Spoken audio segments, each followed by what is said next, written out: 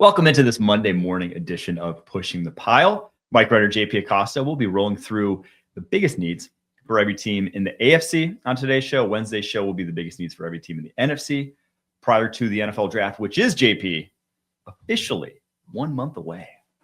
It feels like it's coming by faster this year. I don't know about you, but it feels like we've sort of speed run to the finish of the NFL draft. But now, because we're 1 month closer, it's going to start going by so slow.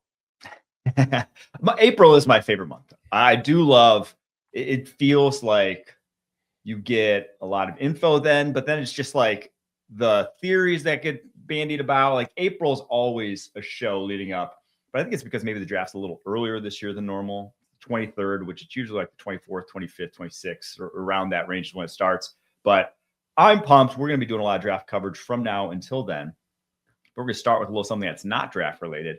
It's Jaxon Smith-Njigba, who the news broke this morning, just signed a record-breaking deal to become the highest paid wide receiver in NFL history. 4 years, $168 million. Becomes the Jamar Chase previously at $40 million a year was the highest. He obviously breaks that at just over $42 million a year. And you could argue, like, is he the best receiver in football?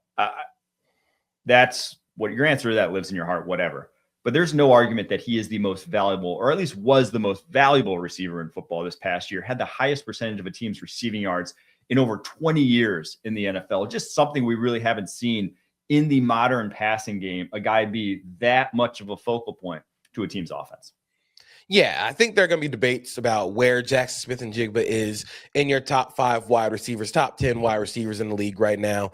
But there is nobody that has more importance to the Seahawks offense than JSN is relative to every other receiver in the NFL. Yeah. Whereas, with guys like Jamar Chase, they have T. Higgins if they have an off day. Justin Jefferson has Jordan Addison. JSN has Cooper Kupp. And I'm not saying Cooper Kupp is bad, but at this late stage Cooper Kupp, and in 2026, it'll be Torrey Horton coming off a torn ACL and Rashid Shaheed. So it's not like they have all these superstar receivers that are going to make, they're like a 1B to JSN's 1A. He is the focal point of the offense. I'd argue that he had the highest workload when it came to any other receiver, any other receiving target in the NFL. Like, he was getting prime 2006 running back touch shares in that offense, and he was unstoppable. It was too difficult for opposing teams to stop him, especially with the separation that he created. And it's really cool to see the guy grow from, could he be a wide receiver 1, being stuck behind DK Metcalf and Tyler Lockett, to proving that he is a bona fide superstar receiver deserving of this contract he just got. Yeah, and I don't want to say he was overthought in the draft process, because there were real question marks about him. And his junior year was not good, right? I mean, you remember his last year at Ohio State, he had hamstring issues, barely played when he was out there. It wasn't great, but he was on the exact same field his sophomore season with Garrett Wilson and Chris Olave. And he was the number 1. He dominated that year. He had that 300-yard game against Utah in the bowl game. And it's like, okay, that's the guy we have seen blossom into. And also, he's added more elements to his game in the NFL. I go back to something I said earlier this year, the tracking speeds on him that we have gotten faster every single year in the NFL. He's legitimately improving as an athlete and just his game. So those are the guys that you want to pay, because even after getting this contract, I feel fairly confident saying that JSN's not going to just pack it in and be like, oh, I got my money, time to run. He's going to take his game probably to another level. Yeah, and I mean, with wide receiver contracts, we're probably going to get another guy to reset the market coming up soon. I mean, that's what happens. George Pickens is probably going to reset the market next year if he has another good year. So this deal is probably going to look like a bargain in the next couple of years, just because every great receiver is going to reset the market. We still have, like I said, the George Pickens deal. Drake London still hasn't gotten a deal from Atlanta yet. There's still so many more top guys that haven't gotten their big deals yet, that it's probably going to look like a bargain in the near future. And wide receiver, they're worth it, man. I mean, they are worth it. Those guys at that level, when you got a number 1, you see what it does to an offense. They are more than worth it. All right, let's get to the biggest needs here for every team in the AFC. we're going to go back and forth here, picking teams that we each have. I have the New England Patriots to start here, and I think that edge is their biggest need. I don't think I'm breaking any ground saying this. I even like, the potential of Braden Swinson, who was their 5th rounder last year. I don't know how you felt about him as prospect, but there is not a lot of talent here off the edge. Draymond Jones, Harold Landry, Braden Swinson. This is a great roster outside of that, but getting production at that position that obviously lost Caleb on Chase on this offseason as well is going to be paramount for them in this upcoming draft. And I think for the Patriots, what they have right now on the edge are a lot of complementary guys. They have guys who can win off of pass rush games, and the occasional like Harold Landry win by himself as a pass rusher. They need a guy who, when they rush 4, they can get home, because that's where their biggest struggles came in. We saw in the playoff run how they turned up their aggression by blitzing, but they had to blitz because they couldn't win with 4. And it's not always an awesome world to live in when you always have to blitz to get pressure. We've seen teams fall apart because they could only blitz to get pressure, and that's leaving yourself really susceptible to big plays. So I would like to see them add another edge, somebody who can win in one-on-one situations, sort of take some of the pressure off of Milton Williams and Christian Barmore as pass rushers, and I think it just round out that room. Now, pick 31, though. Do we use pick 31 and say the board is, say, Bain, Bailey, Mesidor, Falk, say all those guys are gone, right? Arvell Reese as well. Do you take a Cassius Howell, an R. Mason Thomas, a Malachi Lawrence? Do we think that if those guys are on the board, one of them is a Patriot? I would I'd entertain it, mainly because Mike Vrabel has never really conformed to positional standards when it comes to height, weight, arm length. Mm-hmm. And those guys, Lawrence, Howell, R. Mason Thomas, I'd also potentially throw in Gabe Akis from Illinois. Those guys are all outside of Akis. Those guys are different body types and different styles from the guys they have on the roster already. You could say R. Mason Thomas is a little similar to Harold Landry, but Landry's contract is also sort of in a way where you can get off of that in the upcoming years. So I would add a guy like R. Mason Thomas. He has been known to be one of my favorite players in this draft class. I think Cassius Howell is a guy who can finish pass rushes. He's I said in some of my scouting notes, Cassius Howell is like every Steelers modern pass rusher. Yes. Where he doesn't necessarily win from the start of the rep, but he finishes so well at the top of his rush. And I think that's what they need, because they have so many good pressure guys on the interior. They just need somebody to finish. I do know if Jayshawn Barham is on the board at 63, though, I bet that guy is a New England Patriot 10 times out of 10. Yeah. That's my Vrabel guy. That's Buffalo Bills. We got next team, Buffalo Bills. I'm going nose tackle. And I went nose tackle here because the Bills, as we all know, are changing their defense. They're going from a 4-3, a even front off defense, to an odd front. They're going to play more 5-man fronts. They're going to play a nose tackle. The issue is Brandon Beane and Sean McDermott have consistently drafted 3 techs in their time in Buffalo. If you just go back and look at the Bills' draft history at the defensive tackle position. Last year, they drafted Deion Walker, who is a jumbo 3-tech. Mm-hmm. They drafted TJ Sanders, who was playing on the edge for them this season.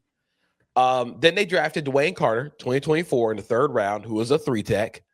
Then we have to go all the way back to, we have to go all the way back to Ed Oliver in 2019. The last time that they drafted a defensive tackle, which is not great for roster construction, especially in the modern NFL. They were getting run over last season. And I think they just needed to add another guy so they can be able to play those light boxes that Jim Leonard wants to. They need to be able to stop the run up front with a nose tackle, because you're not going to play Deion Walker at nose. You're not going to play Ed Oliver at nose. I just don't think Walker can drop his weight enough. And I don't think Ed Oliver has the body to consistently take double teams while also being your best pass rusher.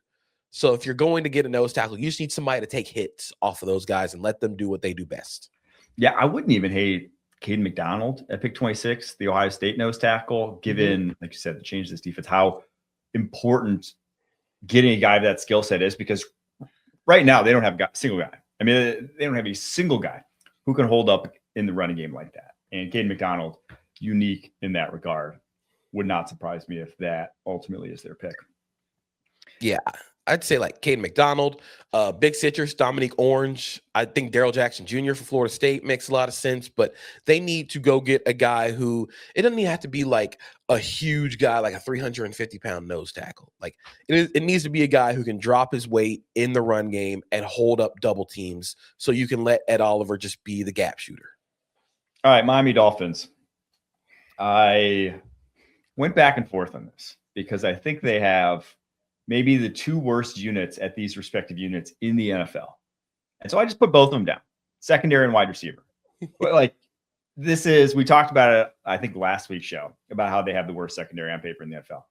But their wide receiving core now, after trading away Jalen Waddle, of Tutu Atwell, Jalen Tolbert, Malik Washington, Terrace Marshall, Tosh Marshall, like this is bad.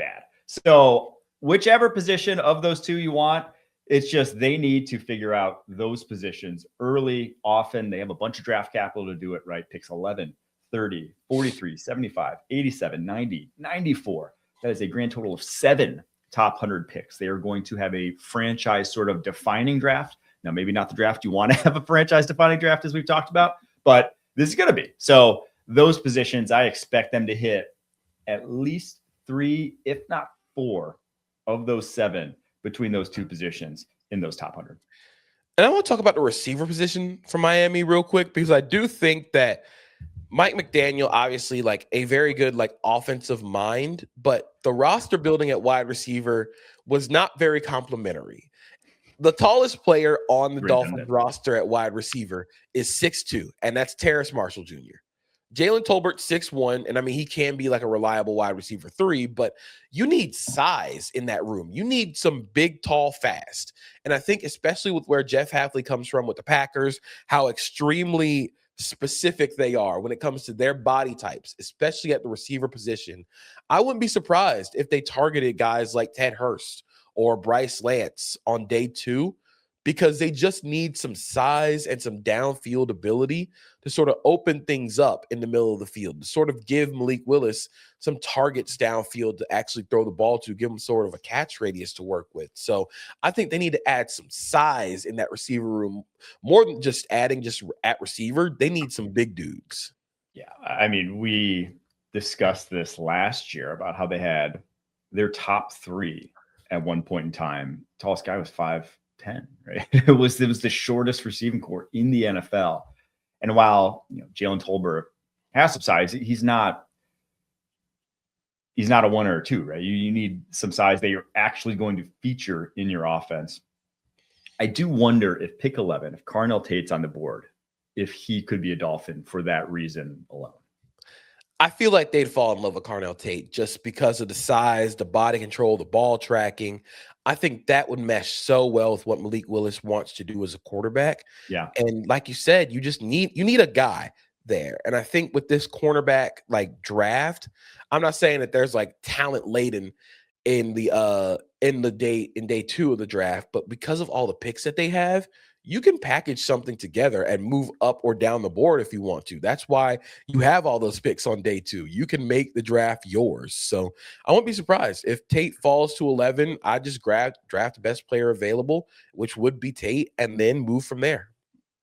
All right, speaking of teams with a lot of draft capital, New York Jets are up next. They have picks 2, 16, 33, 44, 4 top 50 picks to transform this roster. And where do they need transforming, JP? I went with cornerback for this one. And I know they just signed Nashawn Wright, but that is a 1-year, $5 million deal, and Brandon Stephens is still starting. They need a desperate influx of talent in the secondary. Now that you have a guy like Minkah Fitzpatrick at safety, which I do think was a good trade. I think Jarvis Brownlee is going to play nickel for them, but you just need you need some talent in that secondary. I think Azaria Thomas could be something, but you just need to keep adding bodies to that room. And I think with where Aaron Glenn came from in Detroit, they always added talent to that room. They drafted Terrion Arnold and Ennis Rakestraw in the same draft. You go and you have to constantly add to that room, because this is not a team that, like, with a secondary that has locked in spots outside of Minkah Fitzpatrick. Everybody's position is up for grabs. So I think they just need an influx of talent and some ability to make plays on the ball, which is why Nashawn Wright was a nice value signing for them. But they need some impact players on that side of the ball in secondary. JP, I have a theory of any day 2 pick that I feel the most confident about, player to team. It is that D'Angelo Pons will be a New York Jet, the Indiana corner. Because let me read this off to you. Aaron Glenn at the NFL Combine, 5'8.5", 184, 30-inch arms, 40-inch vertical. D'Angelo Pons at the NFL Combine, 5'8" and 5/8, 182. They are less than a quarter inch and 2 pounds apart. Their arm length, 29 3/8 for D'Angelo Pons, 5/8 of an inch apart there. 43.5-inch vertical for Pons, 40 for Glenn. Like, they are the same cornerback. That like, if Aaron Glenn sees his tape and does not draft him, I will be so upset. That just feels like, it feels like, whatever, 30 years apart, the same guy coming out here in Aaron Glenn. See, I thought that for D'Angelo Pons, but also Avion Terrell. And the way that Avion Terrell plays, I wouldn't be surprised. If he's there at 16, Aaron Glenn is going to fall over himself getting to that phone and giving Avion Terrell a phone call, because he plays with that same mentality that Aaron Glenn wants to have in his corners, and someone who, with how much man coverage they're going to want to run because Aaron Glenn is calling this defense, you need somebody who's willing to go, like, you need somebody who's going to be willing to go try and make some plays on the ball. And I think that that's someone that Avion Terrell, D'Angelo Pons, you need sort of that dog in him mentality. I hope they get both, actually. I mean, if you tell me picks 16 and picks 44 are Avion Terrell and D'Angelo Pons, I think your secondary is awesome. I don't buy into the fact that you need size when you have dogs. Those guys are dogs. I think they'd held up just fine in the NFL. All right. Before we take a quick break, after that, we have the AFC North and the AFC South coming up next. When you need your sports news all the time, we've got breaking news to bring to you. CBS Sports HQ hits every highlight from all the sports that matter to you. We're bringing you that breaking news right here on HQ. CBS Sports HQ, streaming free 24/7. All right, Pittsburgh Steelers. I went with quarterback because obviously it's quarterback. I mean, you got Mason Rudolph right now. I think put that aside, though, because it really is at this point aside. I said I didn't want to talk about it. He must not be named on the show. So we're not going to talk about it. So I'm going to say after that, I think it's left tackle.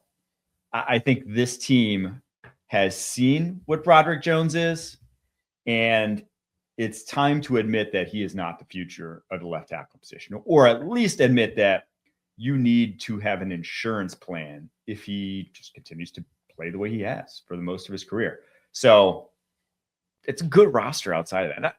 I don't want to say it's not a great roster, but it's a roster that does not have a lot of holes after what they did at wide receiver and cornerback in free agency via trade, respectively, with those two positions.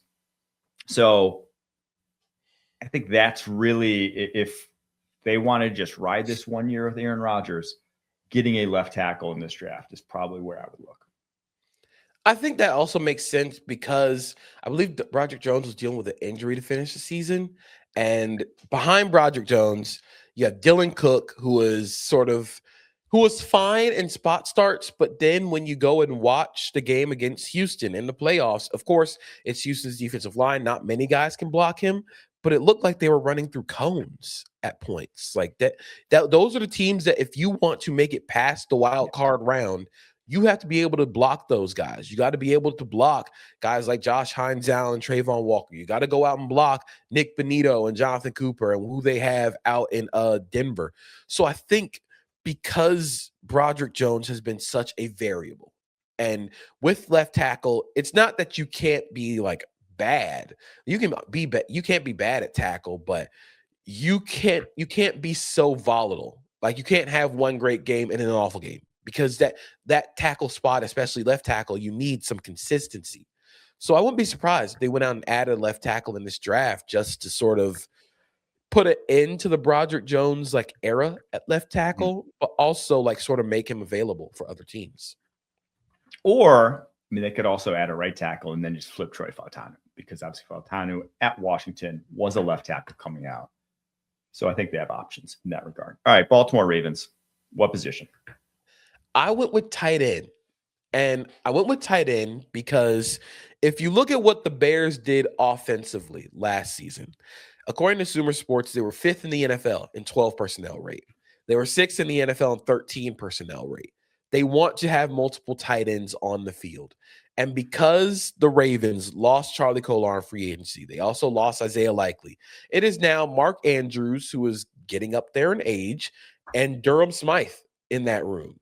I think they need some more explosiveness from that room because Andrews is sort of, getting up there. He's not going to be able to do the same things they was able to do a few years ago. If you can get some explosiveness and some long-term viability at that tight end spot, I'm just imagining all the stuff that Declan Doyle, the new Ravens offensive coordinator, can do with all the tight ends on the field, while also having Zay Flowers and Lamar Jackson, Derrick Henry. Like, you have the complement of offensive talent, and like the easiest spot would be to say like right guard. But I feel like with right guard, they're going to address that in the draft. But tight end is somewhere where I think they could just use some more size and some more explosiveness downfield. If Kenny and Sadiq's there at 14, is Sadiq a Baltimore Raven? It would be really hard for me to say no to Kenyon Sadiq as a Raven, especially because to me, he's very similar to Isaiah Likely in how he wins as a blocker and how he wins as a receiver. Isaiah Likely at Coastal Carolina made his money off of split blocks and arcing around to lead the quarterback on read options. And then he was a monster at the catch point, and he was able to make guys miss. I think that's where Kenyon Sadiq also wins at the NFL level. I think he's an explosive guy, obviously, as he showed at the Combine. But I think Sadiq, Mark Andrews, and Durham Smythe, it gives you so many different flavors in that receiver, in that tight end room. And if you think about what the Bears did last year, adding Colston Loveland, you added different flavors to that receiver room. So I would love if Sadiq at 14 was there for the Ravens and he was a tight end. He was a tight end for the Ravens. I think if it's not Sadiq at 14, Oscar Delp at 80, the Georgia tight end, your boy, feels like it feels right. Just feels right for them. That'd be incredible for him. Like, that just feels like he's going to have that first year breakout. All right, Cincinnati Bengals. I debated this one because we're doing kind of like draft needs, right? And it definitely is. Linebacker is the worst position on this roster. It might be the worst position of any roster in the NFL, right? Or at least last year it was, with Demetrius Knight and Barrett Carter. But I have to admit that they're probably not going to address linebacker, given the fact that Demetrius Knight was a second rounder, Barrett Carter was a fourth rounder. With how bad they were as rookies, though, I would probably still want to add someone. Pick 10, 41, 72, 110. It's a great linebacker class. We've said that a bunch. I want one of those 4 picks to be a linebacker in this class for the Cincinnati Bengals, even if I admit 10, 41, it would be very surprising if either of those 2 picks were a linebacker for them. This is such a good draft to add a linebacker just for competition. Because if you added linebacker from this class, I mean, even at like 41, if you wanted to add a guy like Josiah Trotter or something to this draft, to this room, I think they just round out that group so well, because even with having those young guys on the field, they were 2 of the 5 worst tacklers in the NFL last season. They did not make tackles. And for guys who were supposed to be like pro ready, Barrett Carter was a 5th round pick. I mean, like you're probably not expecting a starter from him, but Demetrius Knight was supposed to be a pro ready guy, did not look ready. If you just need to keep throwing talent at that room. And the Bengals have not been shy to throw picks at the defense until one of them works out. The problem is none of them have worked out. So you just need to keep trying, keep throwing, keep going up to bat and trying to hit home runs. Eventually one of them is going to hit. I would love to add Kyle Lewis to this team specifically. I think that pick 72, Kyle Lewis would make, just because we're revamping the secondary. We know there were major issues in it a year ago. I think if you can get Caleb Downs at 10, Kyle Lewis in the 3rd round, your ability to cover just flips on its head from what we saw last year. I think I feel so much better about that secondary than I did, or just the back 7 in general than I did before that. Cleveland Browns, where there's a lot. What did you settle with, though? I mean, I could have said quarterback, but I feel like they're going to trade for one of like the backups and turn this into like a WWE style like cage match for the starting job. Like imagine like Will Levis gets traded to the Browns like that. I could definitely see that happening, but I went with skill position talent. Like they just need something at receiver, because I do think they've added and cobbled together that offensive line through free agency. And I think with that, either one of those picks, 6 or 24, they're going to draft a tackle. But they need to double and triple down at receiver in this draft class, because that receiver room right now is Jerry Jeudy, who dropped a lot of passes last season, Tylan Wallace, Cedric Tillman, Isaiah Bond, Malachi Corley, and then a whole lot of Gage Larvidan, Jamari Thrash, a Luke Florea. Like that's what you're looking at right now if you are the Browns. And then you probably need a second tight end. Jack Stoll's more of a blocker behind Fannin. So you just need to keep adding to that receiver room, because you need some sort of just reliability. No quarterback that you put back there is going to survive if he's trying to throw the ball to, the receiver room that they have right now. So just keep, like I said, with the Bengals, keep throwing picks at the spot until one of them works out. The Browns need to throw as many picks as possible at receiver until one of them works out. And I do think they need much more. They'll need like an inline sort of tight end as well. Obviously, they signed Jack Stoll in free agency, but Harold Fannin, really your only guy there. I think somewhere on day 2 or early day 3, they could add one of those as well. Let's move to the AFC South, where I want to hear your take on this, because for the Jacksonville Jaguars, went defensive tackle. Do you see that as their biggest need, or where would you go with this? So initially, like I understand the vision with defensive tackle, especially because they need a different body type at defensive tackle. They have built this roster to stop the run, and their defensive tackles can stop the run. Devon Hamilton, Mason Smith, Eric Armstead, Matt Dickerson. The reason they were the best run defense in the NFL is because they kicked butt stopping the run. None of them provide the pass rush pop that they need from the interior. And that's something the Jaguars have been looking for next to Josh Hines-Allen and Trayvon Walker for the last 3 years. They were hoping Mason Smith will become that. He is not that. I probably would have gone safety. Okay. Although you're sort of hoping that Caleb Ransall gets back from injury, but you never know. If that injury kept him out all season last year, I'm still wondering on what he actually looks like in the NFL. And he also was sort of like a nickel safety hybrid when I evaluated him last season. But, you have a room of Antonio Johnson, Eric Murray, Ransall, and Rayon Lane. Those are your top 4 guys. And Lane is more of your special teams ace. I think they need some range in the secondary, specifically at that safety spot. Like a guy like Genesis Smith would completely flip their fortunes when it comes to that secondary, because he's an impact player moving away from the ball. Like he's someone who you can put in the deep center field and tell him to go make plays, and he will. And I think they have enough run defense to work around some of his, I would call them inefficiencies, trying to make tackles. I think he comes in a little bit too out of control. But I think a guy like Genesis Smith will make a lot of sense. I think AJ Halsey sort of fits that Anthony Campanelli like style of safety. They want to play top down, but they need some impact, like ball. They need some impact on the ball at that safety spot. And I think they have, knowing their needs, I think they actually have prime draft capital to address them. And this is kind of the Rams model. Obviously, that was brought over. They don't have the first pick, right, because of the Travis Hunter trade last year. But Gladstone has 4 top 100 picks still. They have 4 top 100 picks. They have 56, 81, 88, 100. And that's kind of the range, 56, 81, 88, 100, that you find DTs and safeties. You could find those positions there. So it would not surprise me if they go heavy on both of those positions, draft one of each at least in that range. Are there any names that jump out at you that you really want at either of those positions?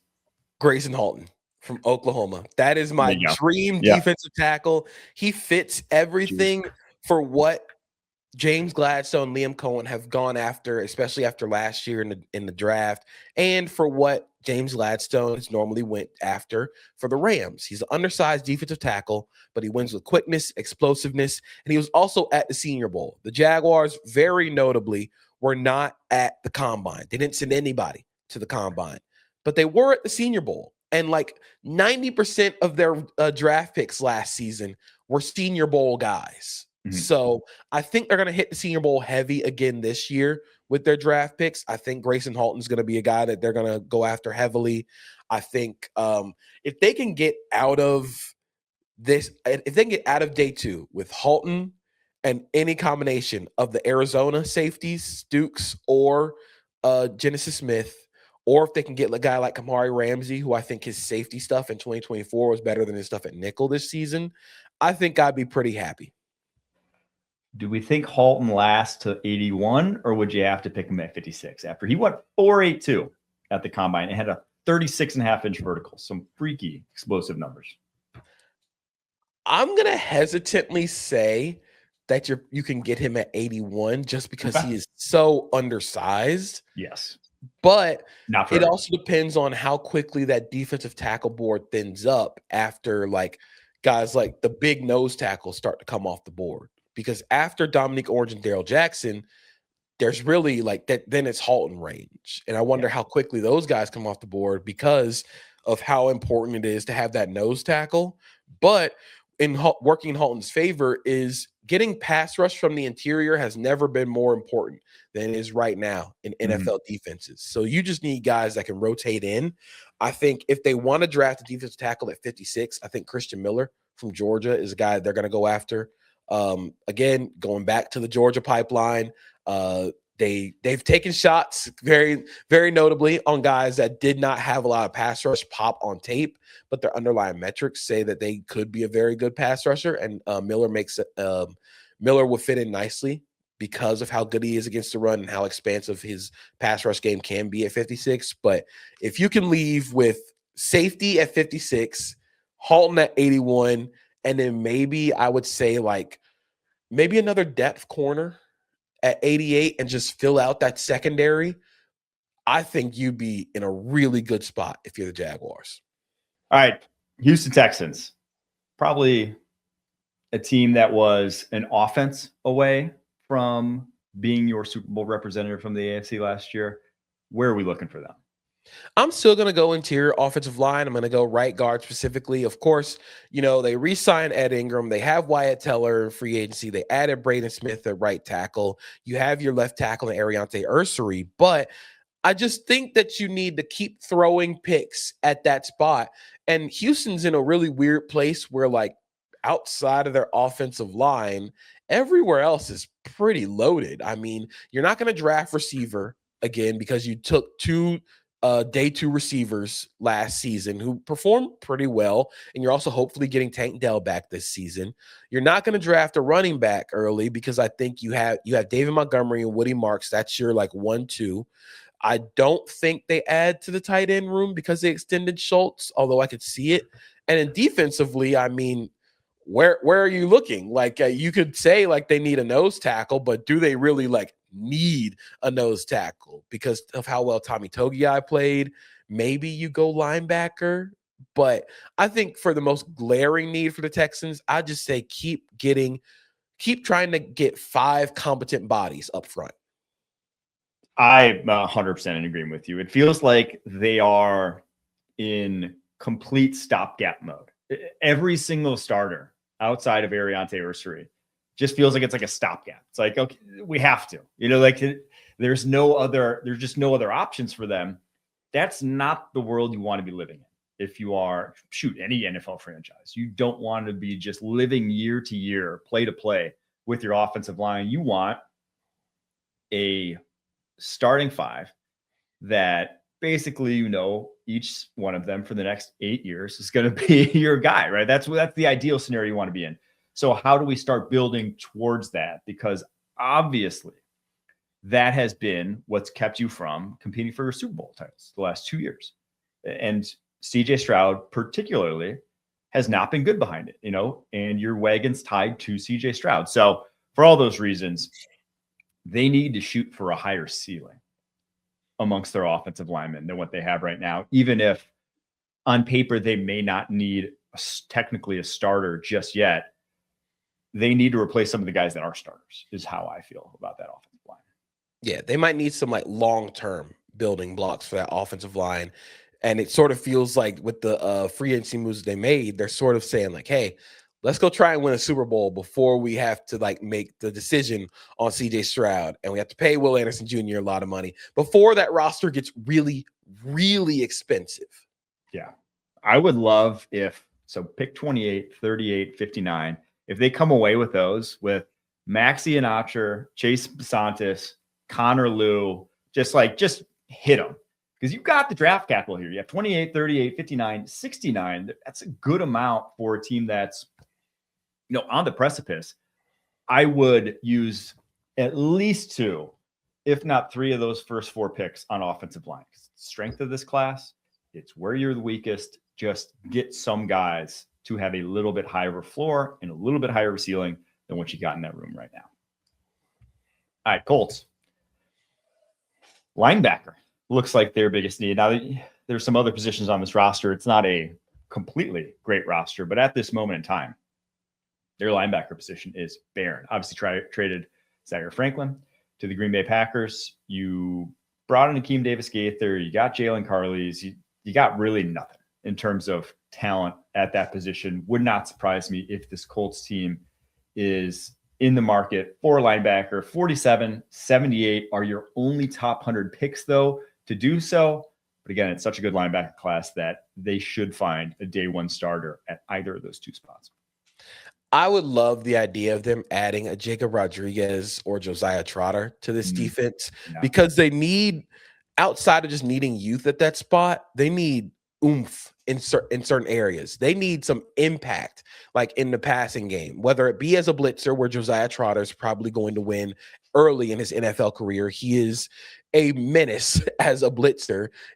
Or you have a guy who wins in coverage like Jacob Rodriguez. That's where he is going to make the most money early in his career. You need some impact plays against the pass because that's where they struggle the most. And if you're going to play as much man coverage, if you're going to sort of blitz a little bit more under Lou Anarumo because you don't really have a lot of faith in your pass rush to win 1v1, if you're going to blitz as much as they do, if you're going to play as much man coverage as they did last season when they got Sauce Gardner, you need some impact plays from your linebackers. I wouldn't be surprised if they sort of double dipped at the position, sort of like what the Bengals did last season with drafting Carter and Demetrius Knight in the same draft. Just double dip, get as much talent in that room as possible and see how it shakes out. Because I think there's even on day 3 going to be some talented guys or guys worth a dart throw that can come in to be stars. Yeah, it really is just, it's a worthwhile draft to, even if you don't need one, just take a shot on a linebacker at some point in time. All right, Tennessee Titans. Not breaking any ground here. What's their biggest need?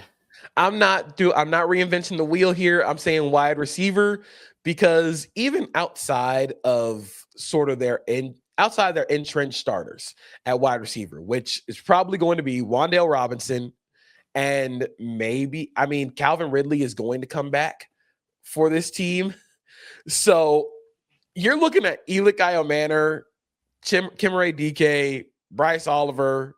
It's really bad right now for that receiver room. And what they need is some explosive capability downfield. That's where Cam Ward wants to unlock. That's where he can create a lot of plays, a lot of explosives. Wan'Dale Robinson is more of he did have sort of that breakout, where he didn't run every 3-yard underneath check down in the world, but that's sort of where he operates the best. Calvin Ridley's clearly sort of lost a step. I thought that Ridley honestly would be a cut candidate for them, but I think they need some reliability at wide receiver downfield. They need somebody who can go and win on the outside for Cam Ward. Yeah. And I don't think it's going to be at 4, but 35 feels like the perfect spot to add, like, if Denzel Boston falls to that point in time, if Omar Cooper falls to that point in time, like, it feels like 35, you can pencil in top receiver on the board for the Tennessee Titans at this point in time. Another guy that I would sort of like in that offense potentially, if he's 100% healthy, is Chris Bell from Louisville. Yeah. I think he gives them a lot of oomph when it comes to after the catch, the explosive capability, 6'2", 220 pounds. And if you want the synopsis on Chris Bell, watch the Miami game where he took 2 underneath routes and outran everybody at 220 for touchdowns. He also has sort of an expanding game on the outside. So I'm not going to sit here and say he's the next A.J. Brown because we did that with Xavier Legette. We did that with Jonathan Mingo. But that's sort of the like jumbo jet size wide receiver that can move after the catch. That's what the frame of playing style that you're going to get from Chris Bell. He will, though, more likely than not fall in the draft because he tore his ACL in December. So what that rehab schedule looks like, TBD, but I do agree that he would be a good fit there in Tennessee. All right. We're going to take a quick break. After that, just the AFC West to go. You need a hug? You need a fist? Crutch, crutch, crutch, crutch. Crutch, you need anything. I do have one question. We didn't mean right now. All right, let's get to the Denver Broncos, where I had linebacker. This is a good football team. There's not a lot of needs, especially after the Jalen Waddle trade, which I would have probably had wide receiver before, but now with Courtland Sutton, Jalen Waddle, damn, that's a great 1-2 punch. So it really is linebacker, where they cut Dre Greenlaw after one season, obviously a little bloated that contract after the first year coming off his injury. So it's a pretty barren room. But again, if you need a linebacker, this is one of, if not the best class I've ever seen to get one. And I think for them, the most important thing is going to be finding, and I don't mean to say this like to say find talent like later in the draft, but they need to find young talent on rookie deals at like non-premium positions, because Bo Nix is probably going to get expensive coming up. That roster is going to get very expensive because they have a lot of guys that are going to be up for second contracts. So I think if they're able to find a young linebacker, I think somebody who has a little bit more sort of what the idea of Dre Greenlaw was supposed to be for the Broncos, bringing speed, intensity, and range, because that's where they really lacked with having Strnad and Alex Singleton together. They just lack some range and some speed in that room, especially against tight ends.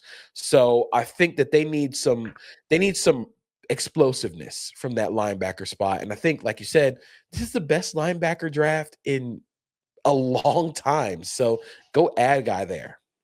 If it's not 62, so they are limited on draft capital, obviously, after that Waddle trade. They just have pick 62 in the top 100. But then they have 108, 111. A guy I kind of like deeper down the board, 108, 111. Caleb Elarms, or the TCU linebacker, in the 4.4s. Kind of everything you just talked about, he brings to the table there. So I think they could even find that guy. Like I said, you'll be available at 108 or 111, I'm guessing, especially with all the guys, the sort of logjam in front of them. So because of that, they are in luck despite limited draft capital. All right, Los Angeles Chargers. Where are we looking? I'm looking at guard, and I think that they're in such a fascinating spot where, honestly, it's sort of similar to the Seahawks last season, where they are probably like a starting like first-round pick at guard that pans out away from like potentially being a Super Bowl champion. And I think for them, because they have the bookend tackles, they have Rashawn Slater coming back, Joe Alt coming back. They went out and signed Tyler Biadasz at center, so I think that solidifies their center need. They signed Cole Strange to play right guard, but I don't think they can trust Cole Strange. So if you trust Cole Strange enough, I mean, he had that experience in Mike McDaniel's offense, but at left guard right now, they have Trevor Penning.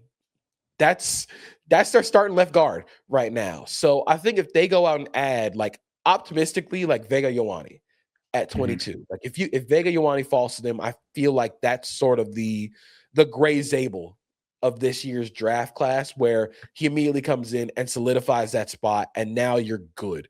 You're good on that left side for a decade plus. So I would love to see them add guards, specifically left guard, but just both guard spots in general. Yeah, I'm in complete agreement with you there. They have picks 22, 55, 86. Basically no change in their allotted draft capital for them. It's a good year to need one. Seems like they'll come away with one of those 3 picks with one. Kansas City Chiefs. I went edge, but obviously we were talking in the break that quarterback with Patrick Mahomes not there on the roster right now.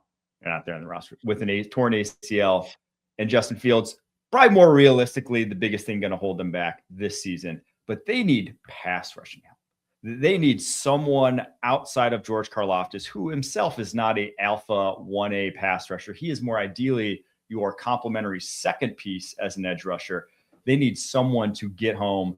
Ashton Gelati, Felix Anudike-Uzomah. I don't trust them to be those guys.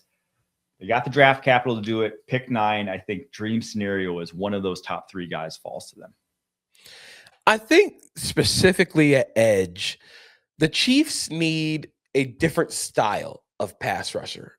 They need somebody who wins with speed, who wins with bend. They need somebody who, again, I'm going to compare it to basketball. It's like the Chiefs roster right now at that edge spot is built out of guys who win with all mid-range jumpers. None of them can shoot 3-pointers. It's like they built the roster perfect for like the early 2000s. But they need some heat. They need somebody who can win from outside if they need a 3-point shooter. And it doesn't have to be a guy who has to play all 3 downs. Like if you can sit here and say like, yeah, if you get Ruben Bain or David Bailey at 9, that'd be perfect, because those are guys that exactly what you need, and especially if it's Ruben Bain. But they, on top of anything else, they need a different style of pass rusher at that spot. They need somebody who can win with some bend, because for the Chiefs, if you just double Chris Jones, nobody else is winning in one-on-one scenarios. I think they need somebody who can win one-on-one on the outside, win with length, win with bend. I think a guy like Malachi Lawrence, he is skyrocketed up draft boards. He's got the size, he's got the length, and obviously has the athleticism. I don't know if 29 would be like the perfect spot, but I do think with his size, and I do think how he's risen up the boards, I think he makes a lot of sense. Obviously, if they don't draft Ruben Bain, Akeem Mesidor will make sense for what they want to be as a pass rusher and what sort of their body type is at that spot. But they need some different pitches in that arsenal. If they don't go different, though, I think Zion Young from Missouri very much feels like their type of edge rusher. 29 is maybe a little early, but could be at number 40. They're picking the second round. Or Derek Moore from Michigan as well. Probably around more 74 for Derek Moore, but those are just like, those are power edges, pocket collapsers. So if Spags doesn't stray too far from his light, those are guys that are in their wheelhouse.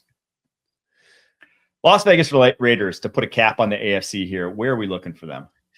I did not say quarterback because, again, I'm just assuming Fernando Mendoza is going to be a Raider. Like that's fine. I said right tackle for the Raiders. And right now, it sort of feels it depends on what you believe when it comes to the Raiders and their offensive line. Obviously, Colton Miller is locked in. Tyler Linderbaum, locked in. So there's your left tackle and your center. Spencer Burford's probably going to be playing left guard. Jackson Powers-Johnson is at right guard. Right tackle is a little interesting because right now their current slotted starter is DJ Glaze. But depending on what you think of Charles Grant and what he can be, I think this is the perfect offense for him to blossom into something, sort of that wide zone capability. Now it's really high on Charles Grant's potential, but he sort of got lost in the bad coaching that was the offensive line coach for the Raiders last season. But I think right tackle is somewhere where they can go out and add another guy, especially at that 36th pick, because they need somebody with some movement skills. They need somebody who can go out and reach guys, especially in that wide zone based offense. If you're just going to play action everything, you need to be able to move guys. You need to be able to reach and get to the second level. So I'd love to see them add the right tackle.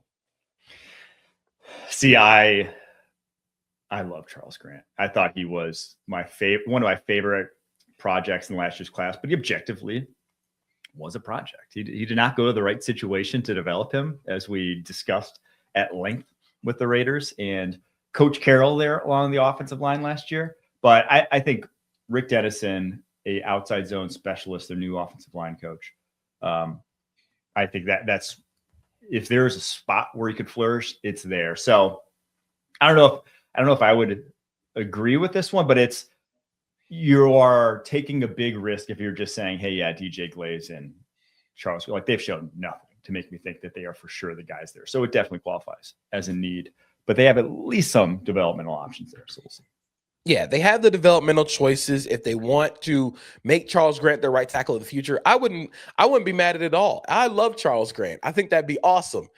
But I do think if you just add another body into that room, just for some insurance purposes, because of how hard they hit their defense, I sort of feel like I'm not gonna say they're done with defense, because they could add again to sort of that safety spot. If you want to give Darian Porter some competition at corner, I could see it. But the offense, I feel like, could use some more oomph. And it depends on really what you believe, because this is like half the same regime. Like, you still keep John Spytek around, so most of those picks are Spytek guys. I'm curious what's going to happen with Kubiak coming in and how much he believes in those draft picks from last season, because my other pick for this team would have been wide receiver. Yep. And a lot of those guys are John Spytek guys. So it depends on what you believe for this team. All right. With that in mind, because I was going to put this question to you. If pick 36, so obviously pick 1 is going to be Mendoza, pick 36 is their next pick. If Blake Miller and Casey Concepcion are both on the board still, obviously they could both be gone, but say that's what you're deciding between, where do you go? Oh goodness, this is tough, because Clint Kubiak has sort of never. I feel like that offense doesn't really need the big body X receiver or like the true dominant number one. Yeah. I just think Casey Concepcion would be awesome in that offense. So I would lean Casey Concepcion, although, like what I just said, with like right tackle and Blake Miller would be perfect there. But Concepcion there would feel like a steal. Yeah, that would be a good decision to have to make, in my opinion, if the Las Vegas Raiders. I feel like that's kind of a dream scenario for you at pick 36. All right, there's the biggest needs for every team in the AFC. We will be doing our NFC version on Wednesday on CBS Sports Network at noon Eastern. Tune into that. Thanks so much for tuning into this, though. We really appreciate it. We'll be back then. Until next time, keep pushing.